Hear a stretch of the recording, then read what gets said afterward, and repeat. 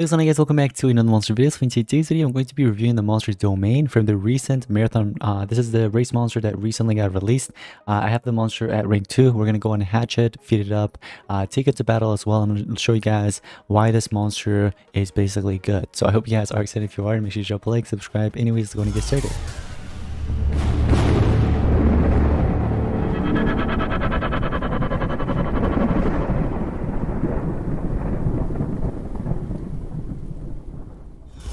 Now, I kid you not, this monster literally costed me like almost 200 bucks. I'm not even kidding.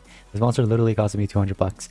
And I'm gonna go ahead and spend another 45 gems here because I was stupid and didn't actually hatch the monster. I forgot to hatch it, literally. Actually, wait a second. Maybe I wasn't, because I remember my hatchery was literally full of mythics and stuff. And then I kind of forgot after, so yeah. Hey, I guess we get at least the 3 rune slots open, so that's awesome. You know what I mean? I would have been mad if I only got like 1 rune slot open, but here we go, ladies and gentlemen. This right here is Domemane. Look at that monster, man. Yo, look at the ultimate. Okay, it's just a bunch of ghosts just sucking the life out of that. All right, so anyways, we got this monsters at 1317, and it's the second most recent monster. So this is the egg, this is the baby form, and then we got the ultimate form, which we're going to take a look at in a second. But basically what makes this monster so special is not because of immune to blind, not because of area nightmares, but because of this middle trait right here that you get at rank 1.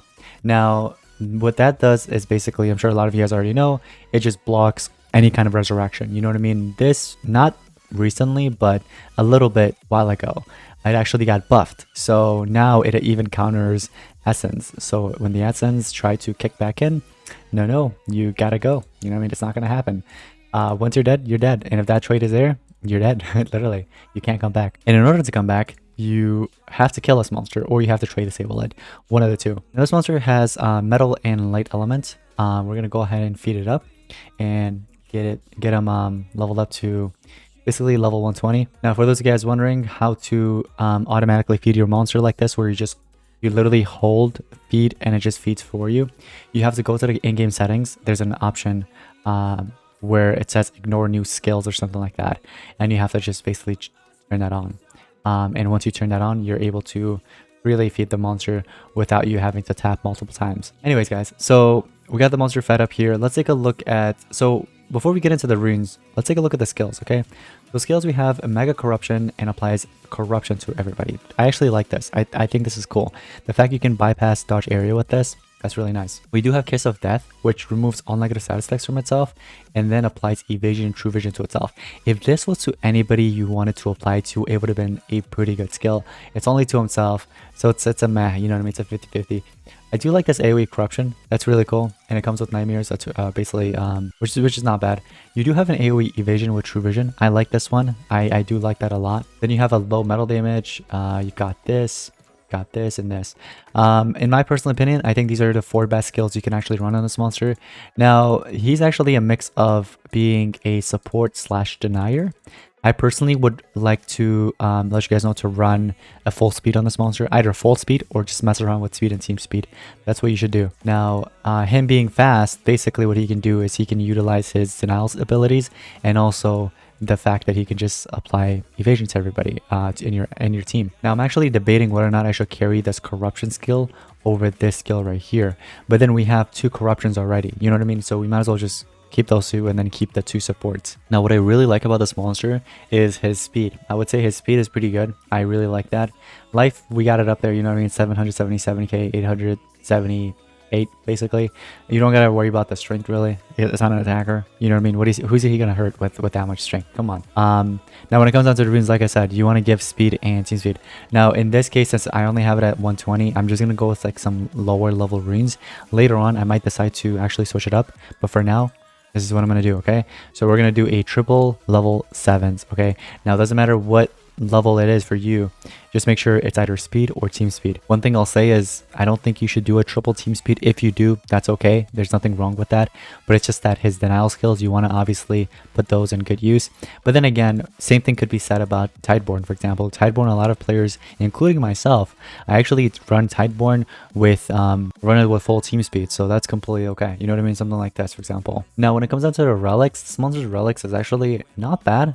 It could have been better. I would have actually actually like the revival lesson, but we've got because that would have actually made this monster kind of stand out from all the other resurrection monsters. Like of course there's Corruptor, you know what I mean? Corruptor, I'm pretty sure he can actually come back if I'm not mistaken. There's Tideborn that can't come back. There's Glob that can't come back either. So just, you know, other block resurrection monsters. Why would you want to use this one over the other ones, right? It would have made a little bit more sense. But anyways, so when it comes down to this exactly, you can either do staff. For staff, you can actually run something that would remove stamina from enemies. And then when it comes down to a mask, you can actually do something that gives you stamina. So for example, Tetsuman's mask would be cool because whenever this monster runs out of stamina, you can go ahead and use that. Now here, I'm just actually pairing it up with something really random, making this monster super fast so that maybe we could do evasion in the beginning. Another thing you could do is you can actually, for example, let's get rid of Ural. And another monster that I could actually throw in there would be Adam. I didn't... Both speedruns are actually a little silly, but I'm still going to be taking the turn there. Another thing I could do is maybe like throw in an attacker in here instead. Like instead of this monster, we could do JJ. I want to see how fast JJ is there. 37 to 38. Okay, I still want JJ to be faster though. We might be able to actually throw in Kirk Moonwalker here. So yep, there we go. Okay, so this monster is taken in the first turn, and then we have obviously this other monster there being for the Megataunt. So what you can do is you can start off with either evasion, but if the path is open for you, you can obviously go ahead and corrupt them. Now this specific base right here, this specific team, you can actually possess them freely. Like there shouldn't be anything that's really gonna stop you from missing, unless maybe accuracy or like just luck in general. You know what I mean? So now that they're possessed, you can either attack them or you can go ahead and let them get a turn in, and then they're gonna either charge up if they don't have any stamina, or they're gonna actually just attack themselves if they do have stamina. So for example, right here, look at them, they just charging up left and right. And then I get my turn. Whoa, okay, let me see. No allies under control 3 times. Oh, okay. And then we're just gonna go ahead and one tap Abysmus. There we go. You're that monster. Now this monster still has possession because remember, he was mega corrupted. So whoever you know, shoot at or like land it on first, you know what I mean? Like let's say you choose a skill here, and then whoever you clicking on, they're going to be getting the mega corruption obviously. And so I wonder if you can actually update that. Oh, you can't. So once you do possess it, it's just there. You can't try to cycle that again. That'd be nice. I feel like that was actually possible back then. But again, this would have been really nice if it was to anybody, you know what I mean? I would have liked doing it on King Adam, for example, removing all the negative side effects, you know what I mean? That would have been helpful. Now here, just applied evasion to everybody. So, you know what I mean? It would have been really helpful for King Adam if this monster got the turn right after, or any of them really tried attacking it, couldn't do anything because of the evasion being there. So it can definitely be helpful for sure. And look, he just attacked himself thanks to that, what do you call it? The other thing being there. Now let me see. I might actually be able to. Yeah, look. Okay, so look, we're gonna give him a turn. Before we do, oh, there's the ultimate too. That's awesome. I was gonna say we can actually do evasion to everybody. So now when he gets a turn in and he's gonna try to attack, look at him. Wait for it. Look. Oh, he just charged up. Oh, that sucks. Okay, he just charged up and that just messed it up. All right, I'm just gonna do my ultimate. It's fine. Here we go. So the ultimate, it applies Pierce to itself. It deals very heavy metal damage. And then you're dealing or applying the Mega Corruption to everybody. So if the enemies do survive, yeah, you're going to be applying the Mega Corruption to them, which is cool. You know what I mean? What I really would have liked... Oh, by the way, look at that. The root just applied on top because of the relic that I'm running here. This would be a really nice relic to run on top of the monster. You know what I mean? In case if the possession misses, you can land something else, but obviously you need to deal damage. So for example, this skill right here would be nice. So you do that, and look at that, we just hit him with multiple denials. So that relic would actually be quite nice for this monster for sure. But anyways, back to what I was saying. What would have been a lot better for his ultimate would have been if his ultimate, for example, had PER or even trait disable or both. That would have been a lot better, but unfortunately it's missing that. So that's that part that just sucks. We can't really land this. I'm just gonna do it for fun, and then we can just eliminate him easily. Look at that, easy peasy. And then we're gonna go against this base specifically because there's a dodge area monster that I kind of wanted to show off to. So for example, when he gets a turn in, if you were to do this Mega Corruption skill on anybody right here, these two monsters specifically, it's not gonna land on Wormlad.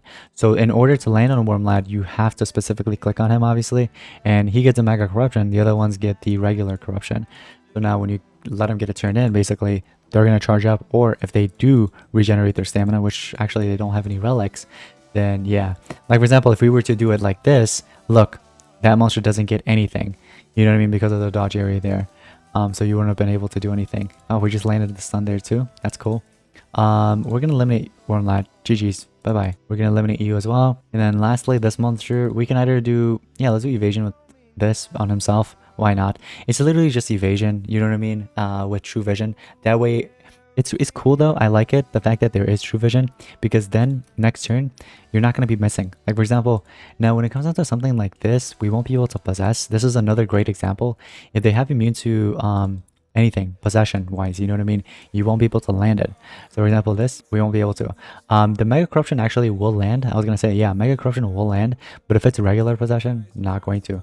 But that's what I actually kind of like it though. As long as it's not abomination trait or immune to control, you'll be fine. But if it's like regular possession, you're gonna land it.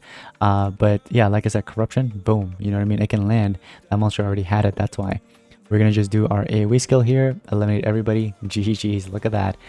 So overall, the monster is actually not bad at all. Like again, you can make this monster work, like be useful really nicely. Like you can, all you have to do, give it this relic, and on top of this, give this relic in case you run out of stamina, and then it's just play, literally. You do either full team speed, full speed, or just a mix of two, and then this monster is just there to basically deny, apply evasions, and then obviously resurrection block, which is really nice. So if you could just rank it up a little bit more, give it some really good runes, he can definitely shine, I would say, especially for Team War. So speaking of Team Wars, by the way, take a look at this, guys. We just reached the legendary 2. This is awesome. But anyways, so I guess top 10's next. I'm not sure who we're gonna match next, but we won our previous war. Look at this.